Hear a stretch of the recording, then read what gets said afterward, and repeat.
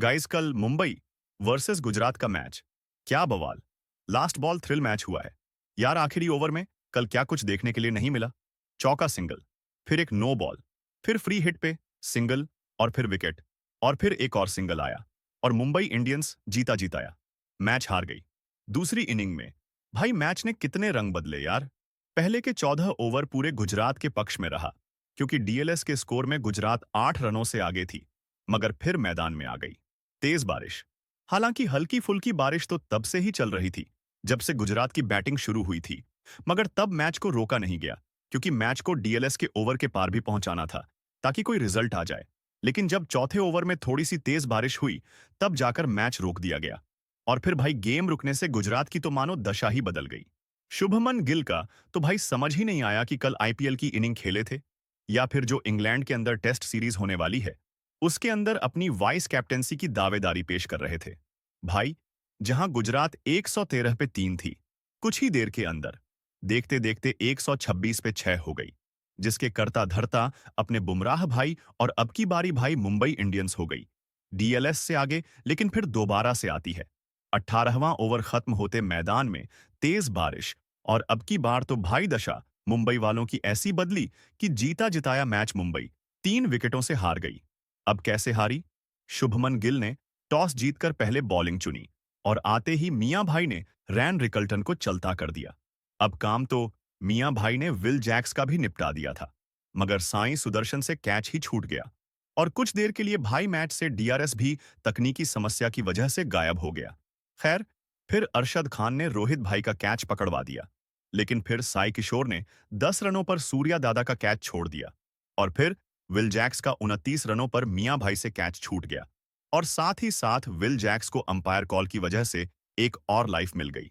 खैर, फिर इसी तरीके से विल जैक्स ने छक्का लगाकर 29 गेंदों के अंदर अपनी 50 पूरी करी, और सूर्या दादा के साथ मिलकर एक गजब की साझेदारी कर ली। लेकिन फिर साई किशोर ने 35 रनों पर सूर्या दादा का कैच पकड़वा दी, और राशिद खान ने 53 रनों पर विल जैक्स को चलता कर दिया। अब साई किशोर ने हार्दिक पांड्या को कुछ खास ना करने दिया, और कोटजे ने तिलक वर्मा का कैच पकड़वा दिया, और 15वें ओवर में प्रसिद्ध कृष्णा ने बॉस के बिना हिले उनकी टांग पे बॉल मार दी। खैर, फिर प्रसिद्ध कृष्णा ने नमन धीर को चलता कर दिया। इसी तरह से आखिरी ओवर में कॉर्बिन बॉस ने 2 छक्के तो लगाए, मगर फिर प्रसिद्ध कृष्णा ने उनकी हेलमेट पर बाउंसर मार दी, और फिर 27 रनों पर जोस ने बॉस को तगड़ा रन आउट करके मुंबई इंडियंस को रोक लिया। 155 रनों पर अब 156 रन बनाने उतरी। गुजरात टाइटंस तो आते ही ट्रेंट बॉल ने साई सुदर्शन का एज लगवा दिया, और फिर तो भाई मैदान में तूफान आ गया। हल्की फुल्की बारिश भी आ गई।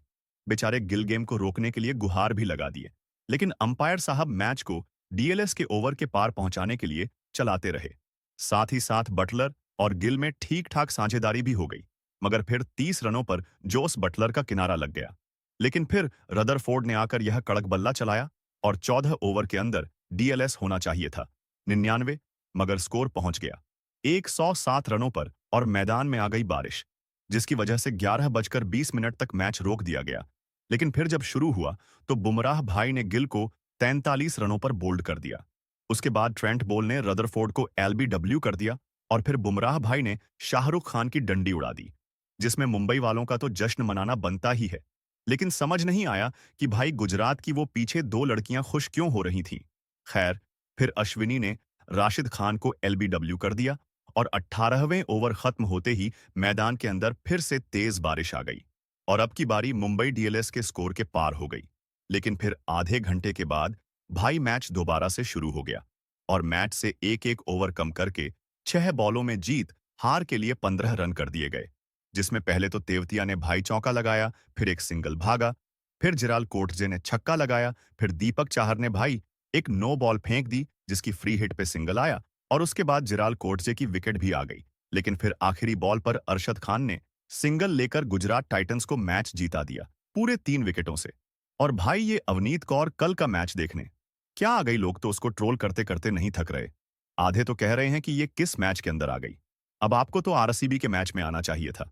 खैर दोस्तों, आपको इस मैच का सबसे बेस्ट मोमेंट कौन सा लगा, कमेंट में जरूर बताना, और अपन मिलेंगे किसी बढ़िया से हाईलाइट के साथ। तब तक के लिए बाय बाय, जय हिंद।